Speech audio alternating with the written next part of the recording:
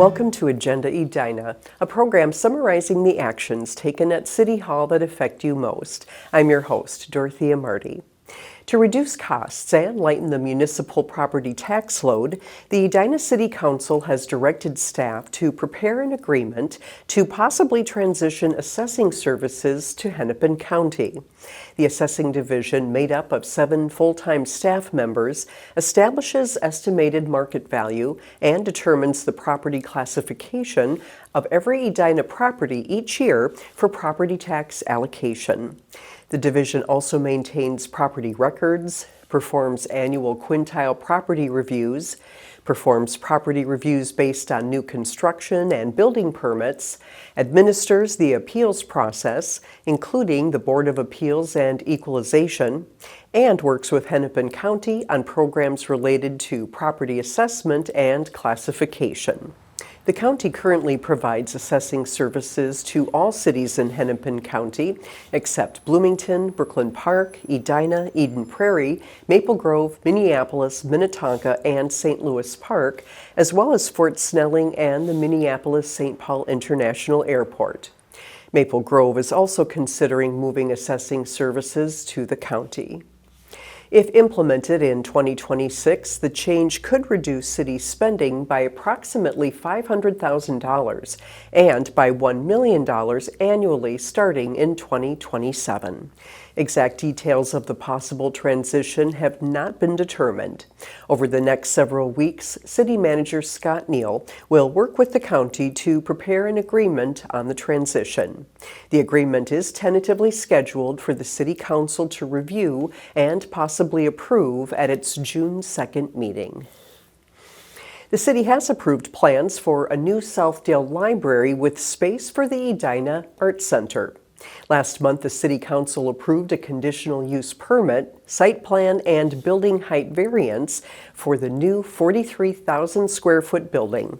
The existing building at 7001 York Avenue would be raised, and the new building will be built closer to the intersection of York Avenue and 70th Street.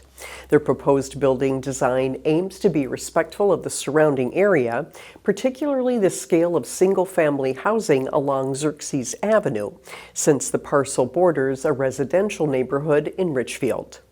The clear-story pop-up is set back an additional 25 feet at the center of the facade to create the appearance of a smaller-scale structure at the building perimeter. The biggest kind of wow factor will be the complete transformation of this site, going from a majority parking lot paved, a high building that's on essentially stilts.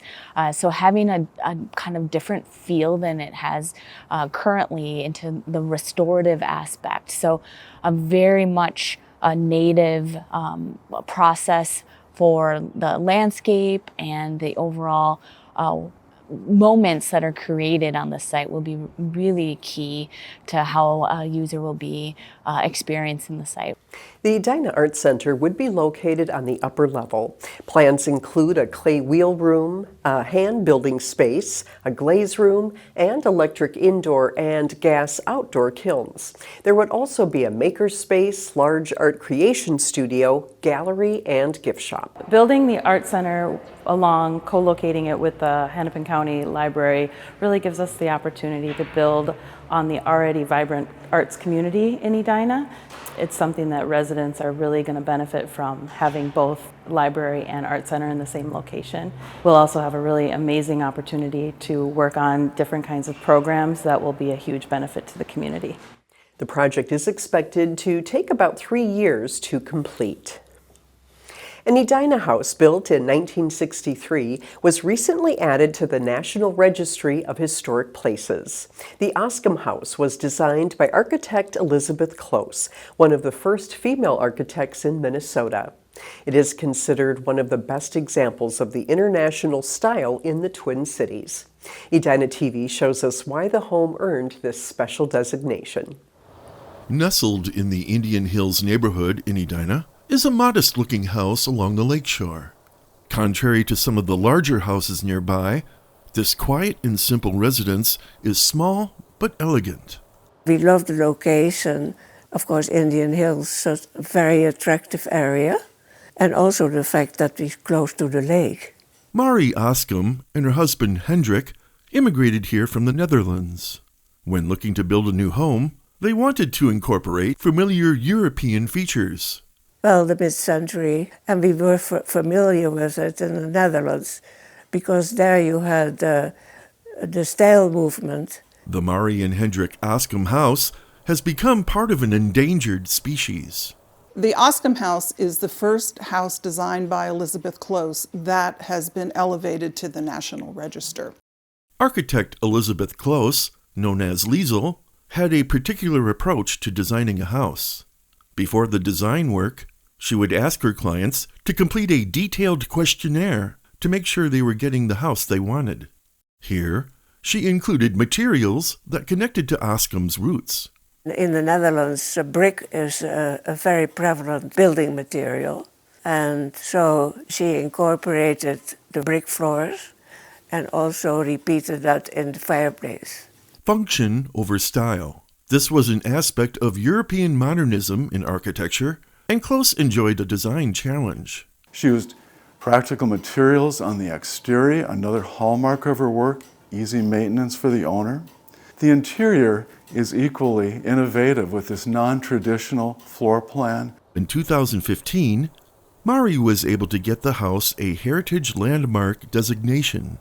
Then in January of this year, the Mari and Hendrik Oskam house was approved to be listed in the National Register of Historic Places.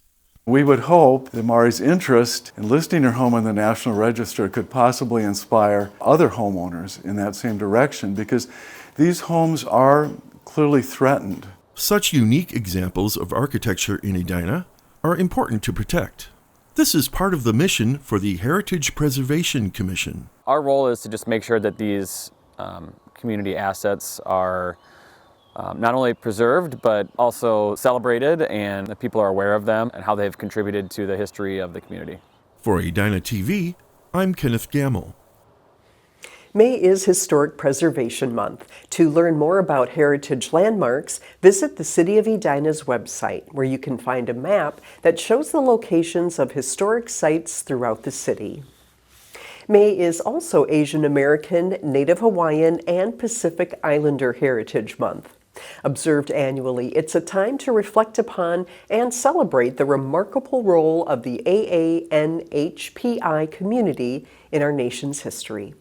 Thank you for watching this episode of Agenda Edina. I'm your host, Dorothea Marty.